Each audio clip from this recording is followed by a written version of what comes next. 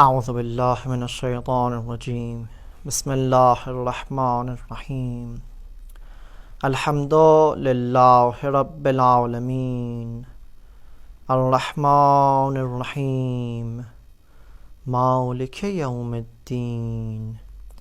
ایاک نعبد و ایاک نستعین اهدنا الصراط المستقیم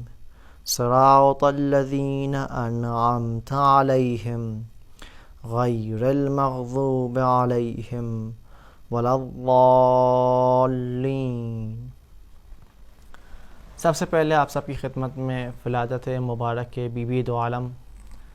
سیدہ فاطمہ زہرا سلام اللہ علیہا کی مبارکباد پیش کرتے ہیں،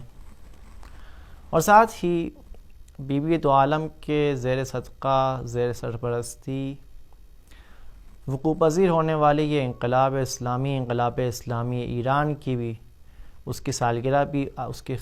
کی بھی آپ کی خدمت میں مبارکباد پیش کرتے ہیں، اور خداوند متعال سے دعا ہے کہ خداوند متعال اس انقلاب اسلامی کو ظہور امام مہدی اجل اللہ تعالی فرجہ شریف سے متصل فرمائے، اور ہم سب کو امام مہدی اجل اللہ تعالی فرجہ شریف کے اعوان اور انصار میں شامل فرمائے۔ گفتگو ہماری تفسیر تسنیم سورہ مبارکہ حمد کی 5ویں آیت ایاک نعبد و ایاک نستعین، خدایا ہم بس تیری ہی عبادت کرتے ہیں اور تجھ ہی سے مدد مانگتے ہیں۔ یہ جو قرآن کریم کی بعض آیات میں ہمیں ایک دوسرے کو مدد کرنے کا حکم دیا جا رہا ہے، وَتَعَاوَنُوا عَلَى الْبِرِّ وَالتَّقْوَىٰ، اس سے یہ گمان پیدا نہ ہو کہ ہم بھی مستعین بن سکتے، ہم بھی مستعان بن سکتے، ہم بھی دوسروں کو مدد کر سکتے، ہم بھی دوسروں سے مدد لے سکتے، نہیں، بلکہ توحید افعالی کے مطابق تمام تر نیک اعمال، نیک انسانوں کے نیک اعمال خدا سے ہے، اور ہر فاعل کی فاعلیت خدا کی فاعلیت کے شؤون اور مظاہر میں سے ہے۔ خدا نے بالکل جس طرح کھانے اور پینے کی اشیاء کو خلق فرمایا اور ان میں سیر کرنا اور سیراب کرنے کی صلاحیت پیدا کی،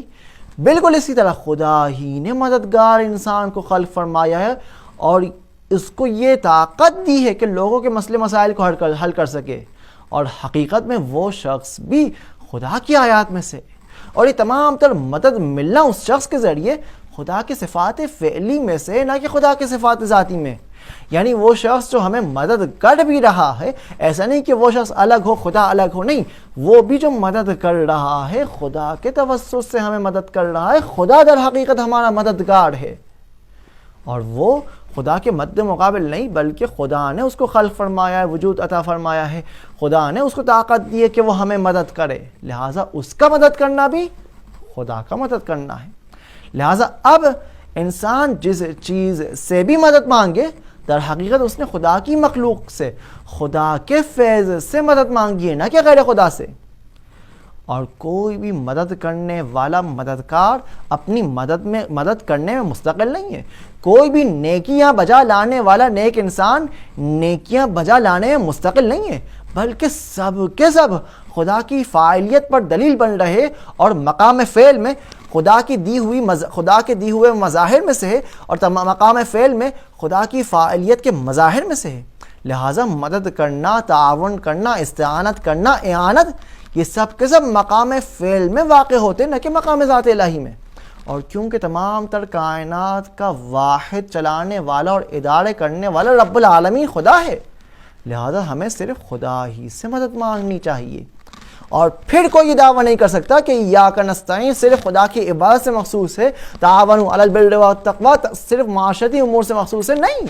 بلکہ عبادت ہو یا غیر عبادت، مدد خدا ہی سے مانگنی چاہیے، اور صرف خدا ہی کی ذات ہے کہ ہر امور میں، ہر کام میں، ہم وقت، ہمیشہ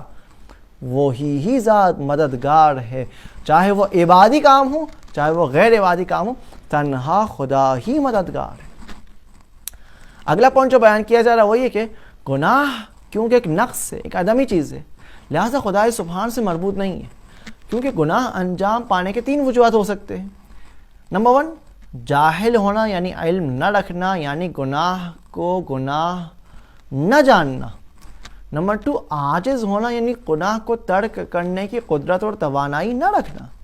نمبر 3 دیگر آدمی چیزیں جیسے بخیل ہونا، جبکہ خداوند متعال نہ تو جاہل ہے، نہ تو عاجز ہے، نہ تو بخیل ہے، اور نہ ہی کسی آدمی چیز کا محتاج ہے، اس میں کوئی آدمی چیز پائی جاتی ہے، بلکہ در حقیقت خدا نے تو مختلف چیزیں، مختلف فیسلٹیز، مختلف قسم کے وسائل ہر ایک کے اختیار میں رکھے ہیں، چاہے وہ انسان دنیا پرست انسان ہو، چاہے وہ انسان آخرت کا امیدوار انسان ہو۔ سورہ اسراء کی آیات بیان فرما رہی ہے، من کان یرید العاجلہ عجلنا لہ فیما نشاء لمن نرید ثم جعلنا له جہنم یصلاها مذموما مدحورا ومن اراد الآخرہ وسعى لها سعیها وهو مؤمن فأولئک کان سعیهم مشکورا کلا نمد هؤلاء وهؤلاء من عطاء ربک وما کان عطاء ربک محظورا۔ وہ لوگ جو عاجلہ کے در پہ ہوتے ہیں، عاجلہ یعنی کیا؟ عاجلہ یعنی جلد گزر جانے والی دنیا کے در پہ ہوتے، اور ایک دوسرا گروہ جو آخرت کا طالب ہے اور جلد گزر جانے والی دنیا کے طلبکار نہیں۔ خدا دونوں گروہوں کی مدد کر رہا ہے اور اپنی عطا سے کسی کو دریغ نہیں کر رہا، لیکن دنیا پرستوں کے لیے خدا کی تمام تر نعمتیں، انعام، یہ خداوند متعال کی نصرت اور امداد اتمام حجت کے لیے ہوا کرتی ہے۔ سورہ انفال کی آیات لِيَهْلِكَ مَنْ هَلَكَ عَنْ بَيِّنَةٍ وَيَحْيَىٰ مَنْ حَيَّ عَنْ بَيِّنَةٍ وَإِنَّ اللَّهَ لَسَمِيعٌ عَلِيمٌ۔ کیونکہ اگر تباہکار انسانوں کے کو اختیار نہ دیا جائے، اختیار عطا نہ کیا جائے، ان کو وسائل عطا نہ کیے جائے، ان کو مختلف ٹولز اور افزار عطا نہ کیے جائے، تو کیسے ان کا امتحان لیا جا سکتا ہے؟ ان کے امتحان لینے کے لیے خداوند متعال نے مختلف قسم کے افزار اور ٹولز اور وسائل اور فیسلٹیز ان کو دے دیے تاکہ ان پر اتمام حجت کر دی جائے، جبکہ خداوند متعال کی غیبی امداد اور نصرتیں مومنین کے لیے ہے۔ کون مومنین؟ وہ جو بالکل بھی معصیت میں مبتلا نہیں ہوتے، کیونکہ معصیت کبھی بھی عالم غیب تک بالا نہیں جا سکتی، اور اسی طرح خداوند متعال بھی عالم بالا سے، غیر مادی عالم سے گناہ نازل نہیں کرتا، لہٰذا مومن انسان کے ساتھ خدا کی خاص اور غیبی نصرت اور مدد اس سے مخصوص ہے۔ بس نتیجہ یہ حاصل ہوا کہ خدا کی لامحدود ربوبیت کا یہ تقاضا ہے کہ خدا کے علاوہ کوئی بھی دیگر مستقل ہستی کے اس کائنات میں نہ مانے، اور توحیدی نگاہ سے ہر نیک اور خیر کام کا فاعل صرف خداوند متعال ہی کی ذات کو مانے۔ اور اگر کہیں قرآن کی آیت میں یہ بیان کیا جا رہا ہے استعینوا بالصبر والصلاۃ، اس کا بھی قطعاً یہ مطلب نہیں کہ ہم خدا سے مدد مانگنے کے بجائے صبر اور نماز سے مدد مانگیں، نہیں، بلکہ اس کا یہ مطلب ہے کہ صبر کرنا، نماز قائم کرنا خدا سے مدد مانگنے تک کا ایک پل ہے، ایک ذریعہ، ایک وسیلہ ہے، اور ان دو کے ذریعے، کس کے ذریعے؟ صبر کرنے کے ذریعے، نماز قائم کرنے کے ذریعے ہم خداوند متعال سے مدد مانگ سکتے ہیں اور وجہ اللہ سے مرتبط ہو سکتے ہیں۔ بالکل اسی طرح نماز سے مدد کی طرح، جس طرح نماز کے ذریعے ہم خداوند متعال سے قریب ہونے کے لیے وسیلے اختیار کر سکتے ہیں نماز کو، بالکل اسی طرح انبیاء اور اولیاء سے بھی توسل کرنا، ان سے بھی مدد مانگنا، ایسا نہیں کہ خدا کے مدد مانگنے کے مقابل ہو، نہیں، ان سے مدد مانگنا بھی خدا کے مدد مانگنے کے طول میں ہے، ان سے مدد مانگنا بھی خدا ہی سے مدد مانگنا ہے، ان سے توسل کرنا بھی خدا ہی سے مدد مانگنا ہے۔ اگلا پوائنٹ جو بیان کیا جا رہا ہے وہ یہ کہ عبادت اور استعانت کا خدا کی ذات میں منحصر کرنا کبھی تو صرف لفظ اور مفہوم کے حد تک ہی محدود ہوا کرتا ہے، کہ انسان لقلق زبان ہوتا ہے کہ وہ خداوند متعال کی مدح کر رہا ہے، ستائش کر رہا ہے، خدا کی حمد بجا لا رہا ہے، اس کی عبادت کر رہا ہے، خدا سے استعانت طلب کر رہا ہے، اور کبھی اس سے بالا تر جاتا ہے اور انسانی زندگی کے تمام تر اعتقادی، اخلاقی، عملی پہلوؤں کو یہ ایاک نعبد و ایاک نستعین کا فقرہ شامل کر لیتا ہے۔ لیکن ہمیں کہاں سے یہ پتہ چلے کہ ہمارا استعانت طلب کرنا کس قسم کے استعانت طلب کرنا ہے؟ کیا ہمارا استعانت طلب کرنا سچی استعانت طلب کرنا یا جھوٹی استعانت طلب کرنا؟ اس کے آزمانے کا کیا طریقہ کار ہے؟ سچی استعانت طلب کرنے کو آزمانے کا یہ پیمانہ ہے کہ ہم اپنی زندگی میں پیش آنے والے تمام تر امور کا محاسبہ کریں، کہ انسانی زندگی میں پیش آنے والے کاموں میں کس قدر خدا پہ بھروسہ کر رہے ہو، توکل کر رہے، اور کس قدر دوسروں پر بھروسہ اور توکل کر رہے۔ اگر انسان اپنی پوری زندگی کے تمام تر امور میں خدا پر تکیہ کرے تو انسان حق جانب ہے کہ نماز میں کہے ایاک نعبد و ایاک نستعین۔ ایسے انسان کو حق پہنچتا ہے کہ نماز میں کہے خداوندہ میں تیری ہی عبادت کرتا ہوں، تجھے ہی سے مدد مانگتا ہوں۔ لیکن اگر کوئی شخص زندگی کے تمام تر مسائل اور مشکلات میں اس کی توجہ غیر خدا کی طرف ہو، نہ صرف اس کا کام سر انجام تک نہیں پہنچ پائے گا اور وہ ہر چیز ہار جائے گا، اس کے اندر نا امیدی اور مایوسی ایجاد ہوگی، اور جب وہ خداوند متعال کی طرف متوجہ ہوگا، رغبت اس کے دل میں ایجاد ہوگی، مائل ہوگا اور نمازیں بجا لائے گا، دعائیں بجا لائے گا، تو وہ اپنی نمازوں اور دعاؤں میں سچا مدد مانگنے والا نہ ہوگا۔ اور اگر دعاؤں کے درمیان کوئی بھی اس کو بہکا کر اس کو نماز سے منصرف کر دے، نماز سے ہٹا دے، دعاؤں سے ہٹا دے، تو اس کے بہکاوے میں آ جائے گا۔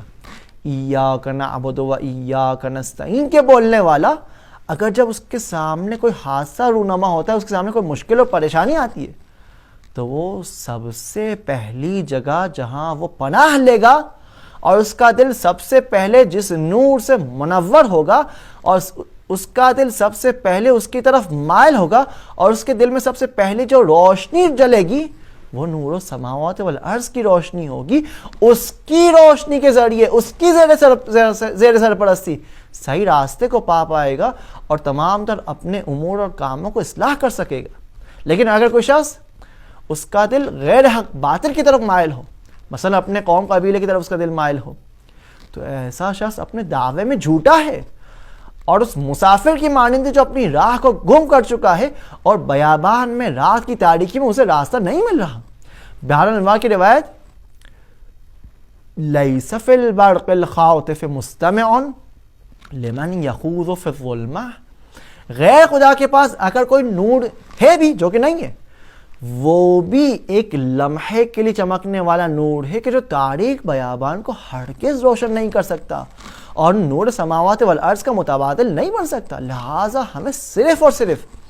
نور سماوات والارض سے ہی، خداوند متعال کے ہی نور سے، خدا ہی کے روشنی سے اپنی زندگیوں کو منور کرنا، اپنے مسائل و مشکلات کو حل کرنا۔ خداوند متعال سے دعا ہے کہ خداوند متعال ہمیں بس خدا ہی کی نصرت اور خدا ہی کی حفاظت ہمیں عطا فرمائے۔ رزقنا اللہ و ایاکم انشاءاللہ۔ والسلام علیکم ورحمۃ اللہ وبرکاتہ۔